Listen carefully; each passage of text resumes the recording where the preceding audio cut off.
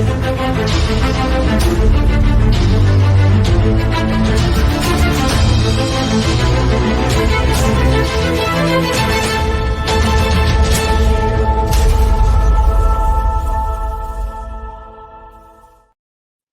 everybody, welcome to this week's edition of UGASports Live. My name is Radi Nabulsi. I'm joined by Dayne Young and Jim Donnan, the former Georgia head coach. The reason everybody's tuned in here on a Tuesday night, we appreciate everybody putting up with us as we moved our schedule around a little bit. It's my fault. as usual, coach's issues. He's always doing something. He's a busy man, but I'm glad that he takes the time to come sit with us and talk about Georgia football. Now, if you have questions, we want you to go ahead and put them in the comment section there. We will get to them after we answer the ones from UGAsports.com, and we will try to get to as many as possible. This is a great time of the year to ask your questions. We can pick the game apart, but we really want to know what's on your mind. Tell us where you're watching it from and what your question is. We'd be happy to jump on it.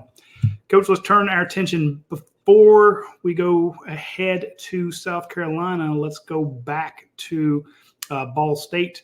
I know we've kind of talked about it, but we really want to hear what you thought about it. If folks missed the watch-along show, then you missed a lot because Coach had a lot of very good insights into the game. People were a little worried about the run game. People were worried about the first quarter that didn't get really started up. But then they saw the interceptions and the 30-some-odd points the second quarter. Then Georgia looked kind of like an old chainsaw. It took a little pulls to get it going, but once it was going, it was very reliable, and they played complimentary football, and I thought it was a good game. I just want to get your thoughts on the game, and then we'll ask you about maybe some of the finer points of it. Yeah, overall, when you watch these other teams around the SEC, which I do as much as I can to help quantify my comments on this, I'm really excited about Georgia's team, looking at these other teams and some of the inequities that they have and some of the problems they have. I wouldn't trade our team for any of them. I think we've got a lot of really good things, a lot more than we do things that concern us. But the general consensus usually for any sport, though, is look at what you can't do or what you haven't done instead of what you can. And I think certainly we got to do a better job of starting better. I thought we had a tremendous first drive, but we had a miscue down inside the 10 or 15 where we threw a RPO and the quarterback and receiver weren't on the same page. And then we got behind the sticks, which that's a place you don't want to get behind because, it's too easy to go for the field goal when we missed the field goal. But as you mentioned, the second quarter was just dynamite the way we turned the ball over and prior to that, getting a kick return. Any way you can score like that and the special teams is just really going to help us throughout the year.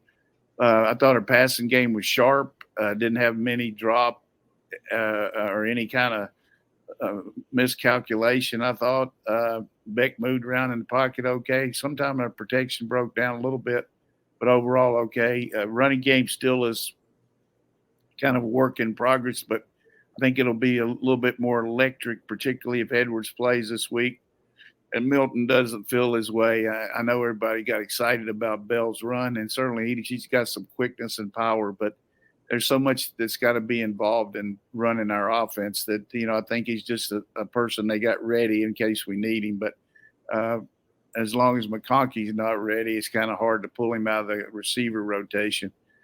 As far as guys that stand out, I just think overall our defense is just really has so many athletes on it. That's really incredible the way they chase the ball, the way they tackle in the open field. Concern about Bullard, I don't know. Anytime you get an ankle injury in a position like that, you have to plant and turn. I'm sure they're being safe with him and working him as hard as they can to get him ready. But I listened to that deal today, and Kirby said he was out there but didn't do a whole lot. So we'll see. But I just think that after two games, there's so many good things that worried me that don't now. Our kicking game, I said that going into the season. We had question marks there. Now it's just, very, very awesome, really. I mean, the guy's kicking ball in the end zone. Our punter has had to punt more than he normally did last year, but he's produced And then our kick return game is just phenomenal. So I think that's going to add to anything that we might lack offensively, to give us better field position. So I'm excited about the next game, just playing a South Carolina team that challenges you a little bit. We'll go into that a little bit more. Getting Munden back was huge. I mean, he can make plays all over the field. So it's going to be, from my standpoint, I would give us close to an A by not having any turnovers on the season at this point. Do we have any turnovers? You got one interception.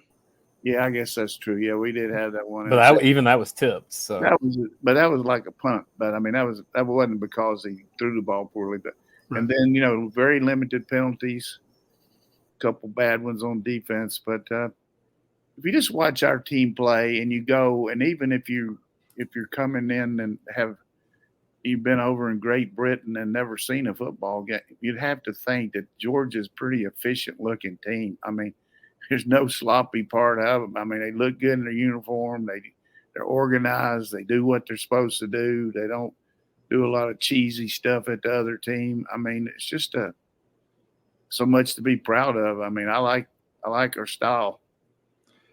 Yeah, Coach, you mentioned penalties, and maybe look something up real quick.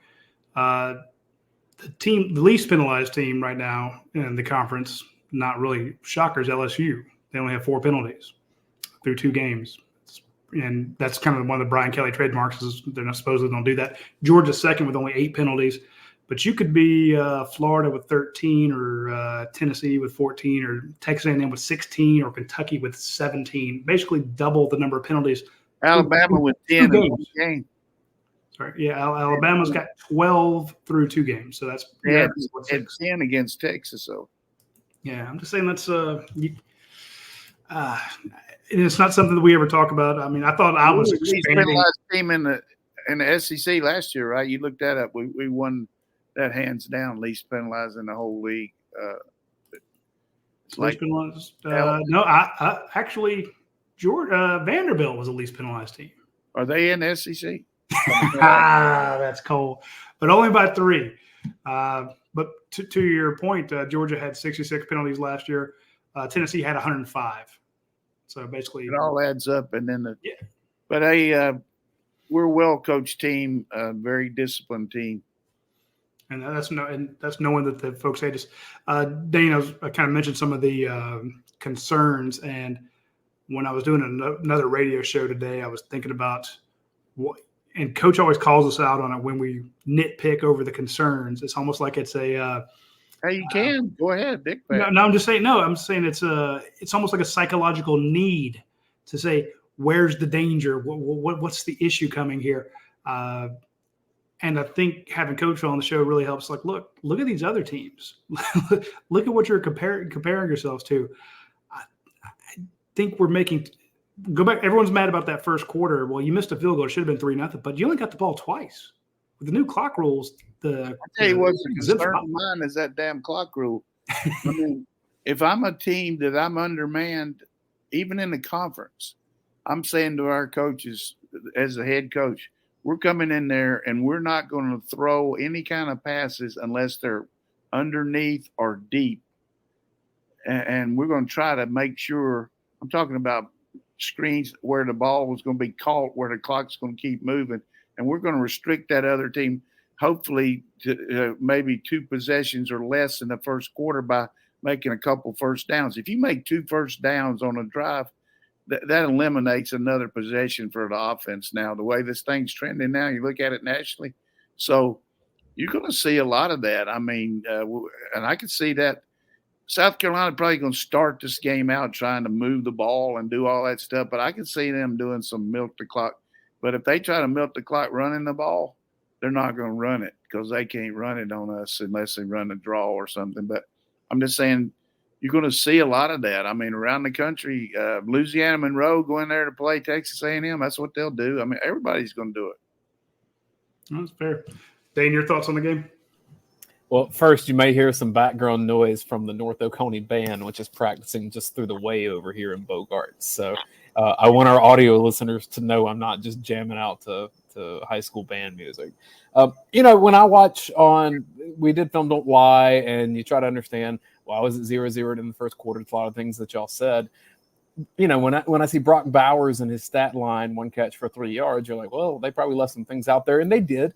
Mike Bobo did a really good job of scheming Bowers to be open multiple times in that first quarter, and for whatever reason, and sometimes it's a better read, sometimes he's a distraction, sometimes Carson Beck just didn't see it.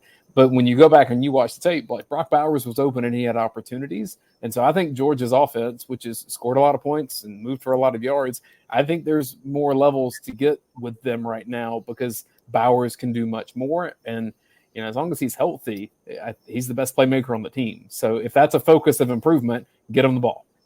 And I think Roddy brought it up, but I think he held him. I think he had a little nick on his ankle, and he dropped that one screen, which he could have kept running, but it definitely takes away from your offense when he's not in there. I thought Delp did a good job of coming in there and doing a lot of good things too. So, I can see as things develop here a little bit, as Mike Bobo gets a little more comfortable, I think we're going to condense things now and run some of the same stuff over and over, instead of looking at all these different ways to get the ball to all these, milk all the cows on your, you go out there and milk all the receivers. They all get a shot or something. But now I can see multiple catches from some guys, and maybe not near as many guys playing as we saw in the first 2 games. And with that, we'll see maybe a little more production.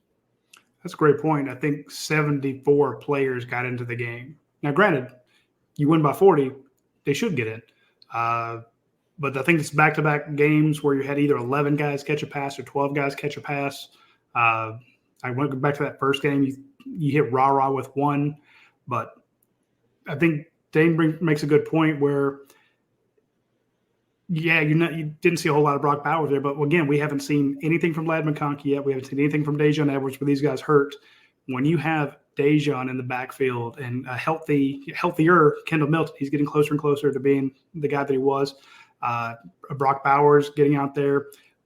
Marcus Roseman-Jackson was just back for his first game. Arian Smith, back-to-back games, has been taking the most snaps. So it's I still think that, like I said, there's a lot of bullets in the chamber. And if Coach, as you say, they condense that down and start going to their playmakers heavier and heavier. Again, C.J. Allen gets more snaps than any inside linebacker. When it's Pop and Smile Munden in the middle of that linebacking core, and you're not got as much rotation. Again, just a guess on my part.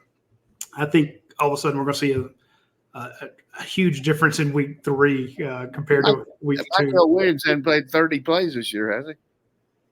That's right. I remember somebody asked me about him in the game Saturday. I'm like, I need to go back and check the snap count. But yeah, it's not. I think Kirby Smart knows what he has in these first 2 games. He's like, let's get those guys sweating. Let's get them worked out a little bit. But, if you just look at the number of snaps that C.J. Smith had on offense and C.J. Allen on defense and Corey Thomas, not even there's another guy that got in there at safety and played a whole bunch of snaps. I didn't even know him. I think Jordan Thomas. I was impressed with Gabe Harris this last week. I thought he was fantastic on the defensive. Christian Miller. All those freshmen are, going to be good players, but you're going to see, KS put the hammer down Saturday. I'd be interested to see that defensive front, Coach. You talked about how good that defense is. They've given up 2 scores by the second or third team, both in the fourth quarter. One was a touchdown catch. I don't think it was a catch. The other was a field goal, basically to prevent the shutouts. But the one concern a lot of people had was, what's it going to be like without Jalen Carter in there? Because Jalen's such a monster. He saw last Sunday how strong how good he is in the NFL. You don't have a Jalen Carter, but you have a lot of you got a Warren Brinson, you got a Nazir Stackhouse, you have a Tramel Walker. What difference does it make?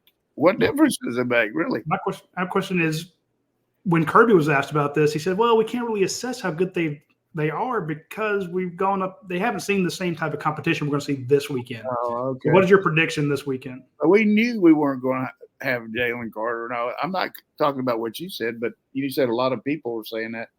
Well, they're just worried. How's it going to work out? Well, I can tell you this: go to sleep. You don't need to take any sleeping pill. You don't need to do anything. You should sleep like whatever's the best sleep you ever had. The D-line worries me less than, our D-line. You should see our D-line against our offense. That's nothing to worry about right there. I might worry a little bit about running game without our guys, but you put Hall in there and some of these other guys with our front, that's something you shouldn't worry about. Somebody could ask me a question about worry and all that, but I'm a concern usually as a coach. You worry a lot more, but that thing, our D-line, our defense as a whole does not worry me. I would feel better if Bullard was playing, but I think our defense is going to be monumental this year. Let's flip sides of the line of scrimmage, talk offensive line. I thought it was very interesting when I asked Tate Ratledge. I said, look, does it get frustrating 2 weeks in a row, a team stacking the box trying to take away your run? And he says, no, we still have to block them, even if we're outnumbered, even if they got 7-8. He said, basically, that's no excuse. We still have to move those guys. And I'm thinking, well, I like the mindset, but still, it's 2-on-1 in some of those spots, And but see, there in again. Watch how many times we pass the ball compared to running it. Yeah. Oh, the only reason we run it is so people won't worry about it.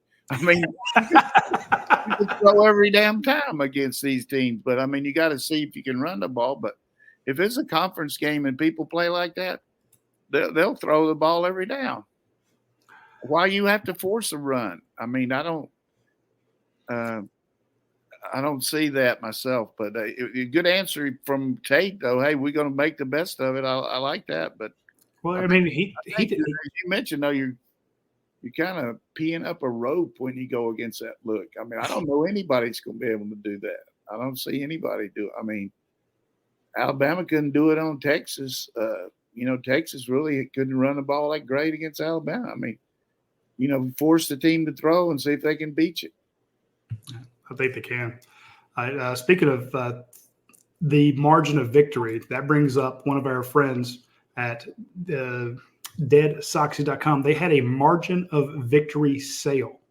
Basically, however many points Georgia won by, that's how much you would get off if you went to deadsoxy.com and bought your socks over there. Now, they had to cap it at 40.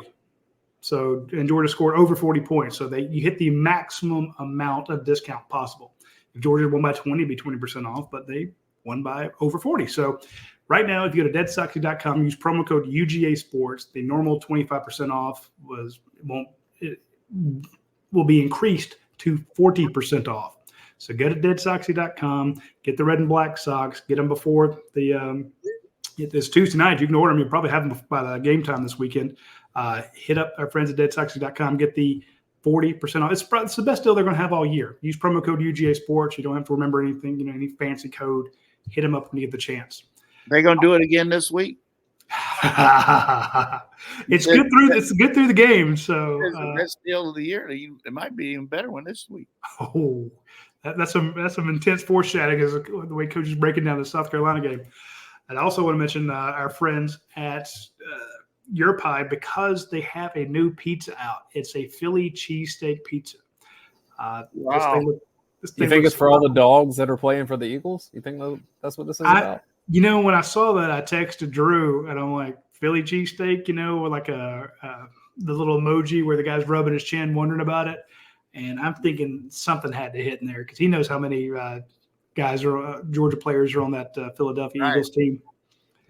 And it looks phenomenal with the steak on it and all the peppers. Yeah. What we should probably do is get that for the game at 3:30 this coming Saturday. Get a bunch of those Philly cheesesteak pizzas. I'd be for that. Oh, yeah, sure. Wait till I'm not there and go get the Your Pie. They were getting on Nolan Smith up there not to call it Philly cheesesteak, call it just cheesesteak, because everybody knows it's cheesesteak in Philly. Yeah. But I guarantee you, if Drew is coming up with it, it's going to be good. And he's a big Georgia supporter. I saw him over there the other day when I was going to the training room. He's all around the program. And one of the things I like about this show is guys that help support it are big Georgia people too. That means a lot. Athens, Ford, all these people, they behind the dogs, and that's what you need to do if you watch this show. Support these people. I mean, that'd be good.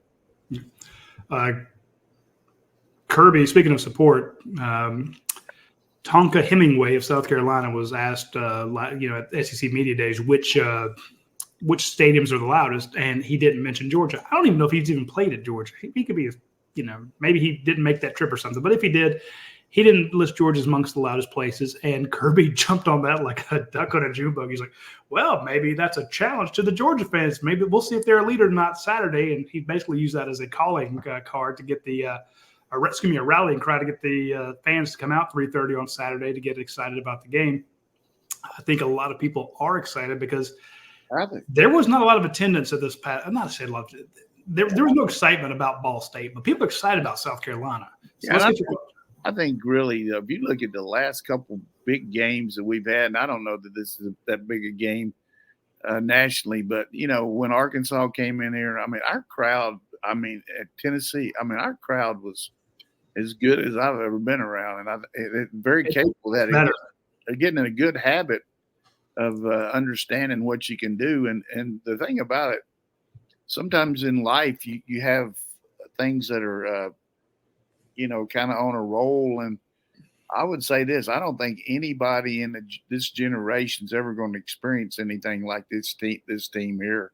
The last 2 years and maybe this year. I mean, and it's going to keep rolling, maybe not as dominant as far as winning everything, but just to be saying you went to school at Georgia, or your kids were at Georgia, or you were a donor for Georgia when they were on it. I mean, how many people can ever say that the rest of their life? I mean, so not many. It's going to be enjoy the ride. I mean, I go back to that Oklahoma run we had, which was really unbelievable, but we didn't enjoy it enough. My family, myself, and everything. I look back at some of the way we beat the dog shit out of people. I mean, every week, just dominate, beat Nebraska 3 straight years, Texas, all those people, and lost 2 games, but we shouldn't have lost those. But the whole point was just a lifetime experience, and then we're going through it again here. So I mean, I'm enjoying it.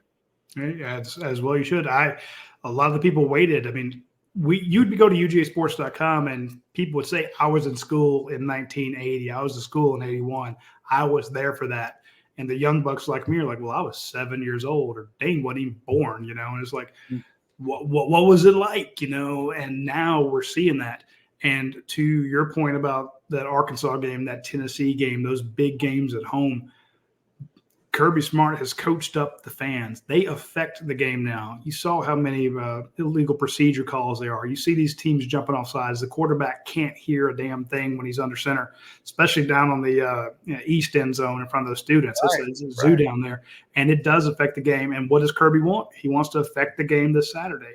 Doesn't even make you feel good as a fan to say, God, we just got their ass again. They jumped off side. You had something to do with it because sometimes the defense shifts and they don't work on it. But, just to be able to control the game a little bit with the home field advantage is just a heck of a deal there. I mean, we had that at Marshall and had that at Oklahoma. I mean, it's a little bit more fun to do it to somebody you don't like to, it's more fun.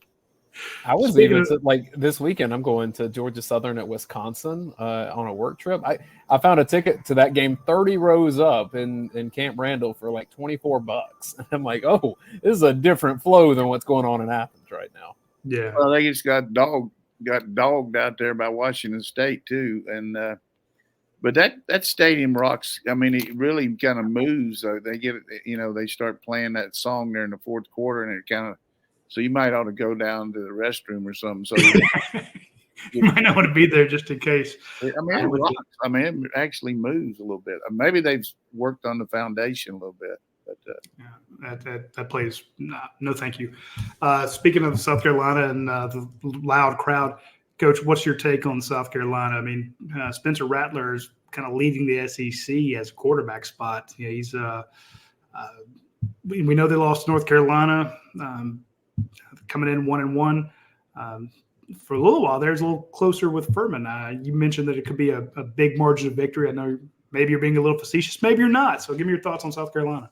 No, I was just asking about what the rule was on Dead Soxy in case they would include that if we would beat it more than that. I don't know if we will or not. The last 2 years, we've completely destroyed this team, really beating them very handily. But Rattler is a guy that is very capable of hurting you with a deep ball, and he can move around okay in the pocket. I think he gets a little credit for being more of a scrambler than he is. Some of his scrambles now are just because their line has just looked so bad against North Carolina, and they did a little better against Furman. But, they got the one receiver Leggett. That one guy, Brown, I got hurt the other night. I don't know if he's going to be able to play. Juice Wells. Everything's up in the air, but it's going to be defensively very similar team than that they had last year. They lost Birch, who was, I thought one of the best linemen they had. He went to Oregon, and they lost Marshawn Lloyd, went to USC on offense, and their tight end is playing for one of them's playing for the Florida State Seminoles, and the other one, Nate Atkins, who is the son of Greg Atkins, the guy that I had coach here, has made the Denver Broncos roster. So they've got some issues there, and their running game. They count on that Joyner guy who was the Wildcat quarterback last year. They haven't shown much propensity for running the ball. They always take some chances in the kicking game, or you got to be ready for that. But we just got to be aware of taking care of the ball and not trying to get too caught up in trying to stomp them away. But I think we got a really good plan to. Every week, our guys do a good job of attacking what we're going against. And, we just got better players than they do at this point. We got better players than everybody. That's just the way it is. Apparently, if you want to stop their onside kicks, you just give the chain gang a couple hot dogs and then not going to onside kick anymore. That was not – I'm sure he was frustrated about that. But, when you just get beat like that, it's hard to make that the point of it. But, he come – like today, he was – kissing George's butt, talking about Tyler Simmons still. So he was talking about that, he was involved with the offense, with the special teams here, and that he wasn't offside, which is true. And, that would have been his chance to win a national championship as an assistant coach, that's for sure. Yeah, I'm looking at Rattler. He's got 55 completions and 66 attempts, 83.3% completion ratio for 700 yards. So,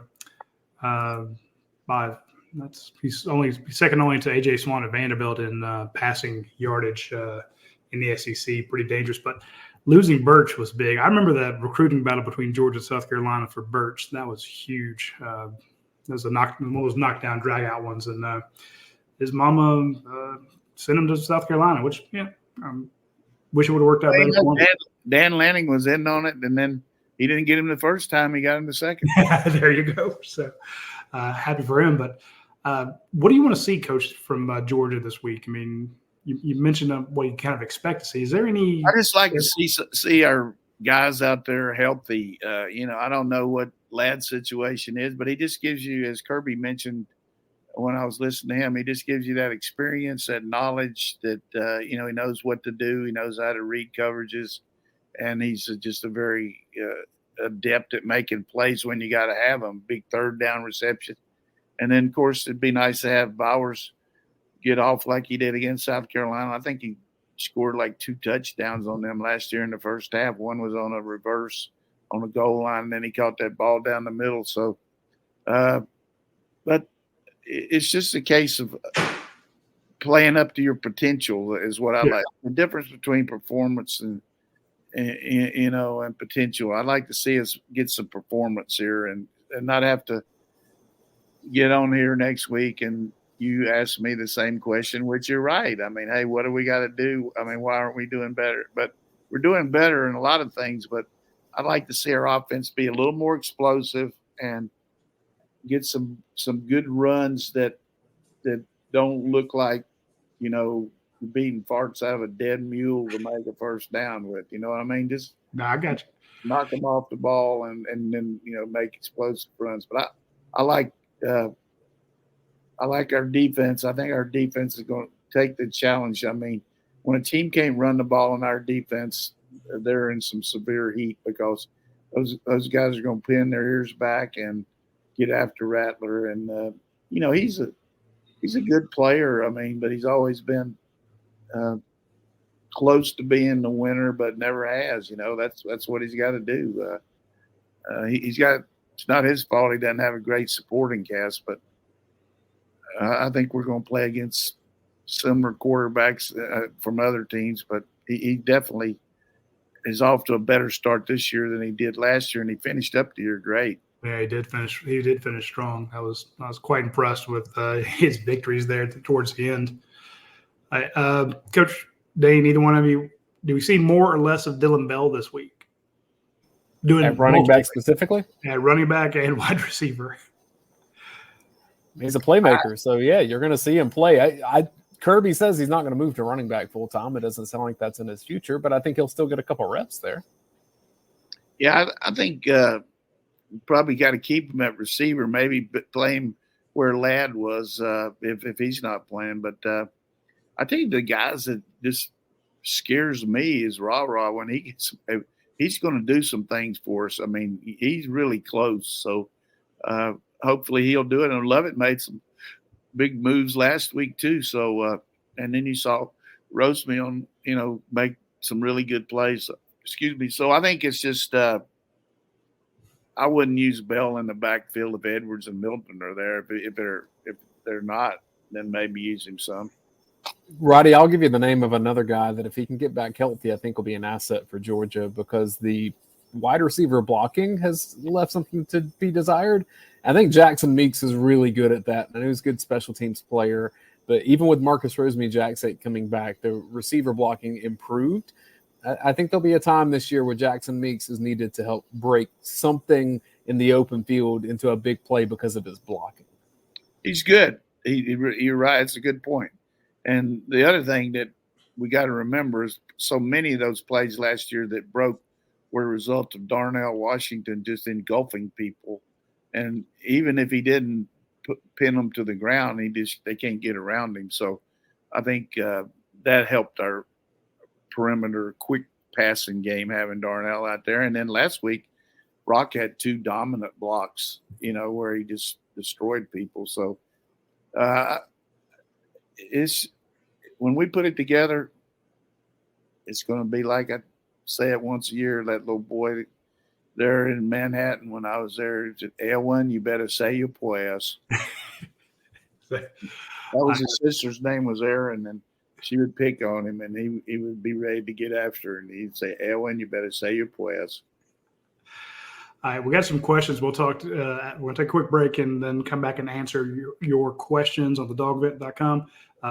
First and foremost, I want to mention our friends over at Academia Brewing Company. They have a new beer out there, a Feist beer. Look, it's September 12th. You're getting right into the heart of Oktoberfest. You need to check out Academia Brewing Company. Get out on the patio when the weather's nice. Try all their new beers. Try their great food. Catch any of their motorcycle nights or their car show Sundays or their trivia Tuesdays or the live music Thursdays. There's always something going on out at Academia Brewing Company. And again, now is that kind of Oktoberfest. You don't have to wait till October. Get out there right now and go ahead and have some of their new Oktoberfest type beers. Try all the great food. There's amazing things going on out there, and it is a great place to watch the game. If you come in Saturday and you don't have tickets to the game, or you just want to go by there and tailgate before you go to the game, or after the game when the game's over and you just want to go celebrate a victory, swing by Academia Brewing Company. They have huge tables. You can take a big group out there, and everybody can get something different. The food is fantastic. And you're like, well, does this person want pizza? This person wants barbecue. This person wants wings. There's amazing. This person wants trout. There's a ton of different stuff out there that you can try with our friends at Academia Brewing Company.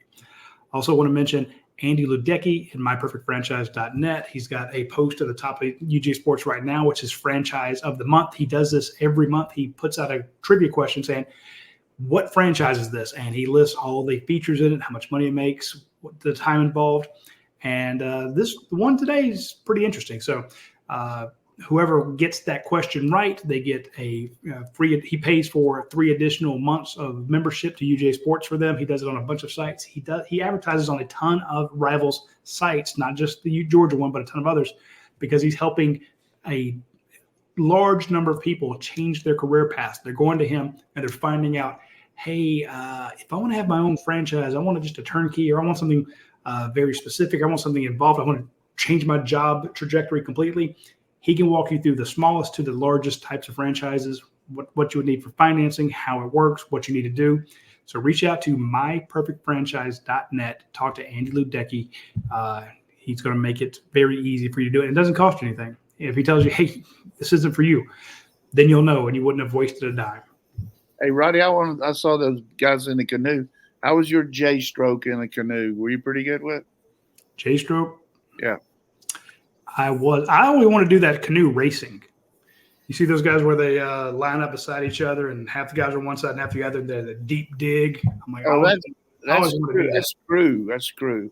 No, I'm talking. I think this is like in Indonesia. Oh, but like Frank Howard said, he didn't want anybody to play crew where he sat on your ass and went backwards. So these guys are going forward, and it's a hard dig down, and they're so fast. You got to have a good J stroke in a canoe. So I got it. All right. Although if we go up to Broad River Outpost, I'll take one of the canoes down the Broad. I will flip it over. I guarantee it. Okay. Let's get to our questions here from UGAsports.com. And Roddy gave me nothing to transition with there. So I just kind of. Nice clunky transition. Good job. That's what you paid me for, boss. I'm a professional broadcaster, and that's what you paid me for. Bulldog Ben says PFF has Carson Beck graded around 60 through 2 games. Spencer Rattler hovering around 90. Does coach think this is concerning? And I'll tell you, Brent Rollins, our Pro Football Focus expert, popped in here and said zero concern from him. Beck's overall grade through 2 games, 77.7 with an 82.1 passing grade. What was the 60 for? What were they? I guess in total, maybe some of the running things, and then the only turnover-worthy play was the fumble, and I guess he got docked for that, the fumble that Georgia recovered last week. Yeah, well, he had interception. I feel good about our quarterback. I wouldn't switch those two. I mean, I wouldn't. I feel good about it all. I wouldn't switch any of our 3 for Rattler myself. Really? God, have you seen Rattler play when the heat's on him? I watched him up at Oklahoma for 2 years. I think he's a good quarterback, but I'll be surprised if he makes it in the pros. I'll eat. I don't know what I'll do, but I don't think. I think he's a good, solid quarterback. But yeah, curious where you ranked him. That's not surprised. I mean, he did have issues that he has transferred, but those last 2 games he looked pretty good. But at the same time, I'm not worried about Carson Beck. I'm with you, Coach. I don't think they've really unleashed him yet. So it'll be fun to. And again, well, here's the thing that's going to help Carson, and this might not help the fans here. We're probably not going to throw the ball as much as we've been throwing it, because he has a tendency to, when you're throwing that much, you can dissect and say, hey, he didn't hit this, but all of a sudden now he's just throwing 8 or 10 less passes, but every one he throws, the guy's got blinker lights on it because we're running the ball so good. So I think he'll be a lot more successful the more our running game goes. Question from Andy Stowe. Brent Rollins said in the post-game overreaction that he was out on Brock Vandegrift, says he doesn't think Brock sees things as quickly as he should. Is Coach Donnan seeing the same thing, or should Brock Vandegrift be moved down and Gunnar Stockton become the official number 2 quarterback? Everybody's got their own thoughts about it. and Brent studies the tape a lot more than I do, but I get to see him once in a while, maybe a little more live.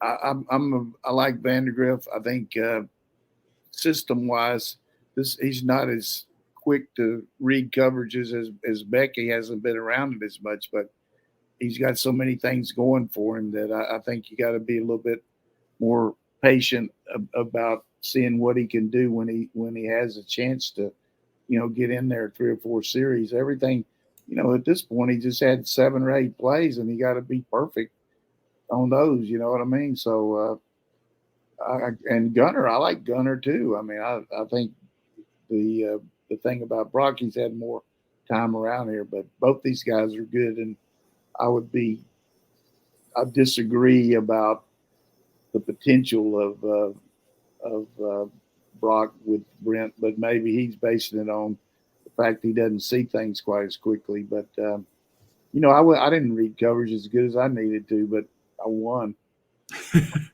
I liked Brock. Go back to that first game. He had 2 plays. One was a great run, good pass, both called back. And it was a frustrating kind of 3 and out because of penalties. The next time he got in, he had that long pass to Rod Thomas for 56 yards. And he throws a second one to Oscar Delp. So he had a 2-play, 77-yard touchdown drive. I'm like, this kid has potential, all the potential in the world. You call an offense that makes use of his legs and what he can do. I got all the faith in him in the world, and he's a giant. He's a lot of teams in this league would like to have either one of those guys. Absolutely, they could start. Either one of those guys could start for. Yeah, I mean that's like trying to decide between key lime pie and chocolate cake. They're both going to be good. I mean, they'd be playing for a lot of these teams. My favorite question that came in this week was from Doofus Dog, and I think Doofus has been around a long time. Doofus Dog, I think this is in regard to Dylan Bell, but he said, Coach, what led to the decision to move Robert Edwards from safety to running back? Good question. I wasn't involved in that decision, but I would give whoever made that a very good A+. Robert was one of the best players I ever coached, athlete-wise, talent-wise, toughness.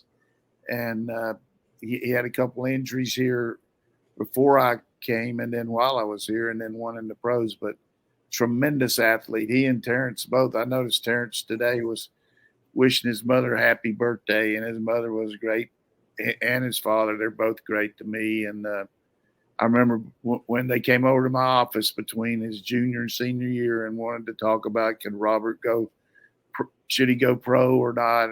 And I told him, I said, what I'm going to do is research this, talk to some of my friends that are coaches and general managers, and I'm going to tell you what I think's best for Robert. And then you've got to make that decision. And I checked it out, and everybody said they just didn't have enough to compare, him as a pure back to be a higher draft choice, and that he'd really benefit from the next year. And I told him that. And his dad looked me right in the eye. He said, Coach, if you feel that, he's coming back.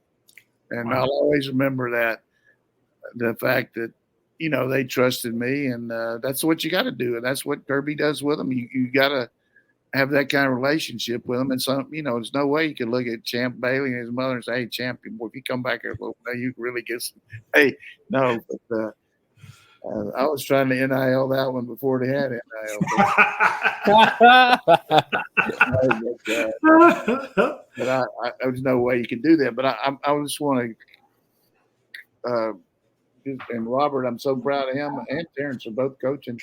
Robert's doing a great job back at his old high school now at Washington, and it means a lot to him. And when he was healthy, in the pros, he was sticking it. I mean, he was really doing it up there, and just great family. And his mother was always, we go by that place. I can't think of the name of the place there, and stop in there and talking about the Dairy Lane and Dairy Lane. I go yes, sir. Go in there and pay $50 for a hamburger. It's funny. What I mean? I forgot to get my change. No, I didn't ever do that. You mentioned The Kirby. only reason I brag about that is not about me. I'm bragging about the kid and the family. Okay. And people ask me to share stories. That's a story right there that I'll never forget. That kind of trust right there. And it's always been like that with Robert and his family. I'm talking about his dad. Yeah. I go to the next question, Dave. Next question. Bulldog Ben is doing some sleuthing of Kirby Smart press conferences. He says Coach Smart critiqued Stetson Bennett harshly after the Ohio State game and some others. He said the tone seems to have changed a bit with Carson Beck. Maybe it's just different players and a different approach. I get that. But does Coach Donnan think that the quarterback Carson Beck here, has played up to Kirby's standard? If not, why not the same vernacular from Coach Smart? I think you're establishing this guy.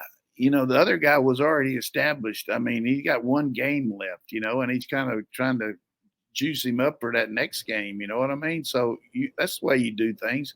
You use different ways to motivate and support. And one of the things you want to do is build the confidence of the team around them, and so I think it's just a different scenario. He wasn't talking one way about, Stetson all the time. It was just that one time, just trying to get him ready for that last one. But I think in Carson's defense, he's played pretty good. I mean, he could play better, but I think he's going to, with the advent of some more running game, where he doesn't have to just everything. Everybody in the stadium sees him a lot more than they do anybody else, because we're throwing 2 passes to every one run, aren't we? It was like 65-35. Well, Okay. Kirby was quick to point out that some of those are the extension of the run game things, and they kind of internally count that as somewhat of a run play. Right. But I'm saying, he still throws the ball. Yes. Yeah. Running game question from GATA Dogs.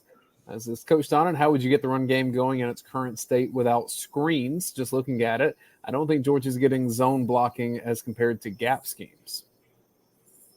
Well, the gap is good because you can stop penetration inside, but you really eliminate a lot of the outside potential to block people coming off the edge when you block down. The guys are coming at an angle on you. So it's 6-1, half does the other, because when you zone, then sometimes they can run through the inside where you miss.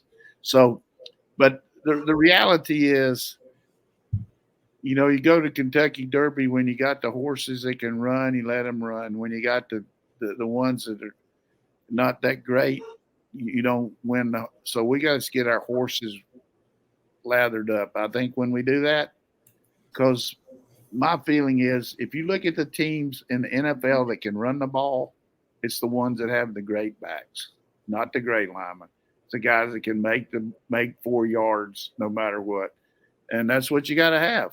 I mean, you got to have the great back. And to this point, we've been limited because of some of our injuries. Follow-up question from Rug Slanger. He says the general perception is that Georgia's running game is not as good this year as it was last year. But he said Anthony Dasher recently posted the surprising statistics that through 2 games this year, Georgia, 57 carries for 259 yards. Or that was last year, 57 carries, 259 yards. This year, 58 carries, 258 yards. So what's the difference in perception? I think Oregon game last year, where we played against a team that ran our defense and we knew exactly how to call it. We made so many big plays and it looked so effortless as far as 7 or 8 straight possessions. And you think, you're going to be able to just simulate that the same way. And as we mentioned last week, a lot of guys are playing in the pros. But I mean, as much as I worry about some things, not football wise, I worry about not being able to change direction or hit my second serve like I need to or stuff like that. But I'm just telling you right now, I am not worried about our running game. I'm not worried about our defensive line. I'm worried about injuries, and that's it. If we get 4 players back, Bullard, Milton, Edwards, and McConkey, Elwin, you better really say your prayer. Big time. This is our last question from the vent, and then we'll go over to YouTube after our next break. This is from D-Rock UGA coach. He says, Travis Hunter is averaging about 135 snaps a game. How did you manage Champ Bailey's snap count, which didn't seem like it was quite that high? And then also with improvements in sports medicine in the last 25 years, is the snap count even as big of a concern as it was back in the late 90s? Well, they got better ways to hydrate you, no question about it. And even to the point where some guys get IVs at halftime in some schools. So I think it's way we monitor Champ is basically, just tell me when you need a break if you're playing both ways. But there's times where we didn't play him on offense when we were cruising, but he get mad if you take him out. I mean, I didn't want to make him mad, so we just did a good job of. I didn't want to make him mad. Just talking to him about it, come in, hey Champ, you need a break or what? And you want to return punts, return kickoffs, and I tell you, one of the best things I ever did, the most fun I ever did. We used to line up in this one personnel package, which Champ was included in. He would shift from, we would be in an unbalanced line, and he would be in the I formation. Then he would shift out to the weak side, and then all of a sudden we would have a 3-by-1 look. You see what I mean? We were in a slot to the field, and he would shift into the boundary, and then we would see if they'd play him one-on-one, and we'd throw passes to him and all kind of screens and things. But one game I said, look, we're not going to shift. We're just going to turn and toss it to Champ, to the slot side, unbalanced line. And it was like the parting of the seas. The guy barely tripped him up, but, I mean, he went around that corner like a human ballistic missile when he caught that toss sweep. And we started running that a little more. And then, people thought he was going to either go in motion or shift out. And if he could have had any kind of publicity like we should have had during that junior year, he had a lot better stats than Woodson did, particularly on offense. Woodson beat Peyton Manning for the Heisman, but Champ had unbelievable offensive stats and very similar defense to Woodson, plus the special teams he had. So didn't really jump on that quick enough. I don't think you had to go to NFL scouts and ask where Champ Bailey stood, right? That was pretty obvious from the get-go. Oh, yeah. I mean, they were frothing at the mouth to get him. And they like Robert. I mean, it's just a question of, talking about running backs now, they don't pay them. They don't draft them early, all that stuff. Well, 20 years ago, it's similar to that. Yeah. They don't want to pay it. They want to take a guy to be a running back because the shelf life is not that long. So that's the last question. Why don't we, before we get to the ones in the comment section, again, now's your time to get your questions answered. Put them in the section there. We got a few minutes left. But I do want to mention our friends at Athens Ford. They are one of our premier sponsors of our show. They have 647 vehicles on their lot as we speak. And you can probably go to their website and find a lot more. So tons of vehicles available. They will bring them to you from some of their sister locations, if you will, because they have more than just Athens Ford. They have other places they can reach out to as part of their system. The one thing I try to tell people, especially if you're new to the show, I know we have some new listeners, when we talk about Athens Ford, these are the folks here in Athens out on the west side that provide vehicles for the dog walk. They provided vehicles for the national championship parades. They are very involved in the Georgia program. They are huge supporters of the program. They're not just named Athens, just for location. If you go out there and talk to any of them, they are giant Georgia Bulldog fans. They're part of the community. They do tons of stuff for the community. They always do little leagues and the lights out at the botanical gardens. Every time you go anywhere, you'll see, sponsored in part by Athens Ford. But it's too easy to get confused with all the other stuff that we talk about.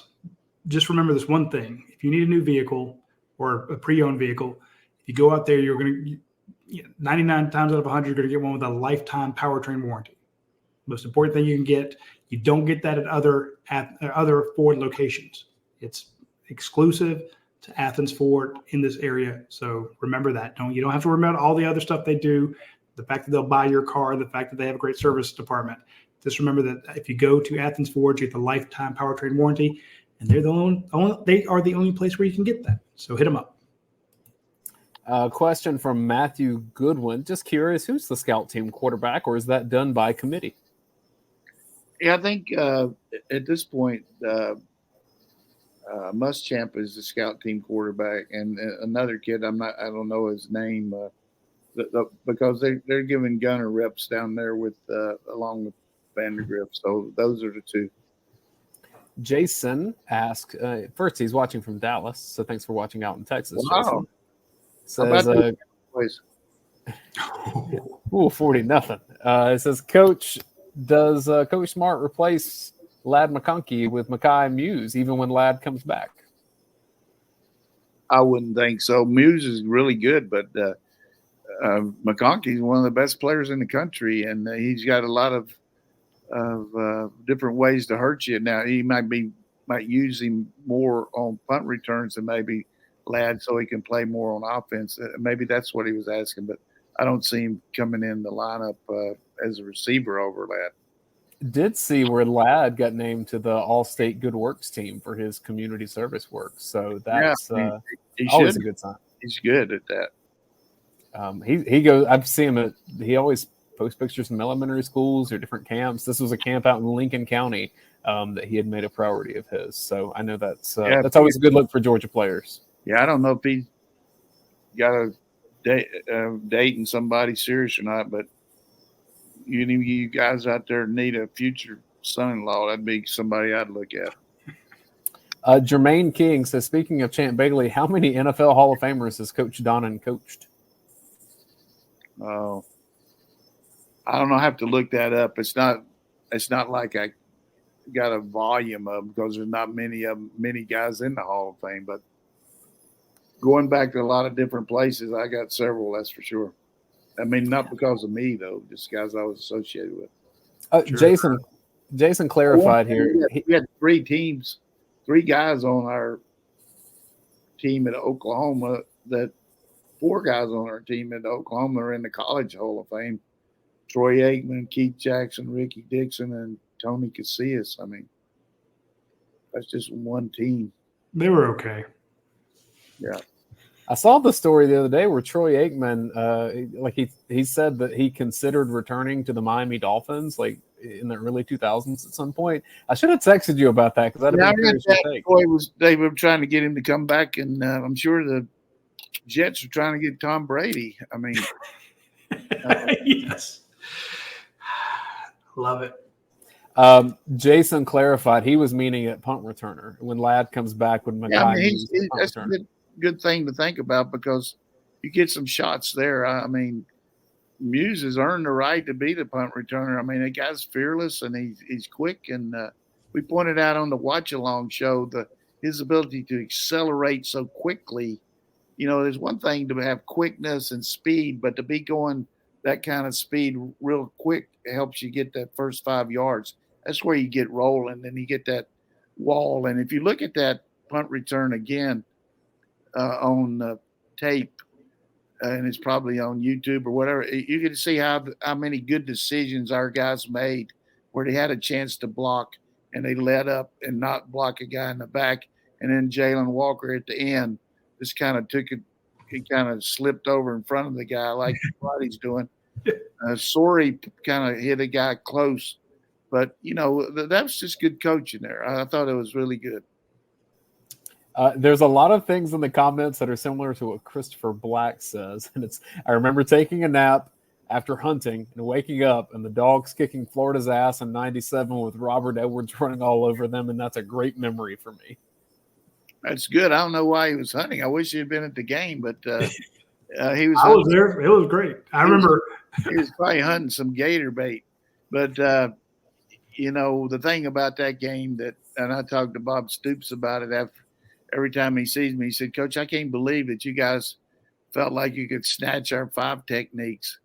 And I said, well, when you got a guy with arms like Chris Terry, you can probably do that. You know, what I meant was, you know, when a guy is outside shoulder of a tackle and I think they had Javon Curse. I'm not sure who the guy was. Maybe he played later. I don't remember. But whoever it was, you can't. You're not supposed to be able to hook a guy that's that wide. But Terry did it consistently the whole game, and then we had you talk about a trained guy out on the edge blocking Hines Ward. He just liked to hurt people. I mean, he didn't even care, so we were able to get the ball on the edge to Robert, and it was not something that was very statistic. If you analyze it, it wasn't a good thought process. You don't run outside on a wide 5 technique.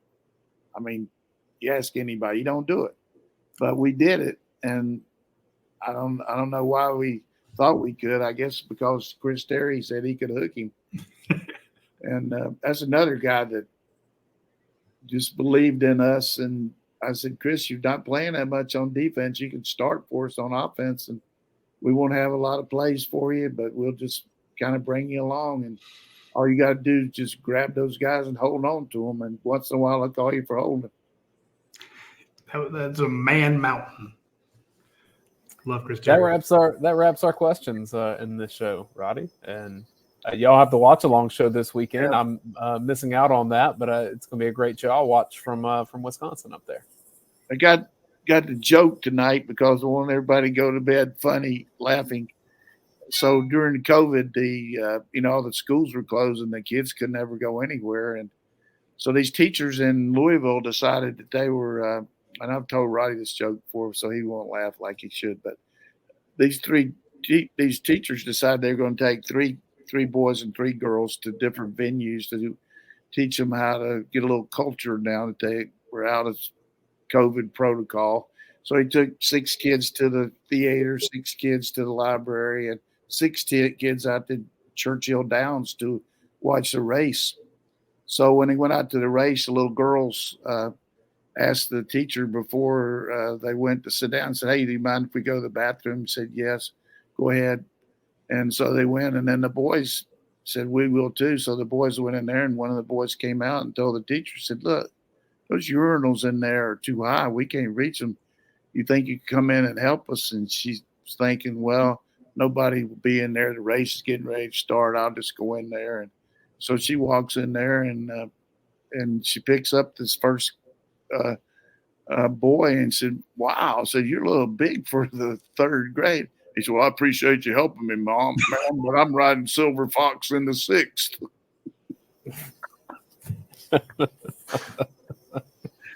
You had not told me that one. Huh? You had told me that one.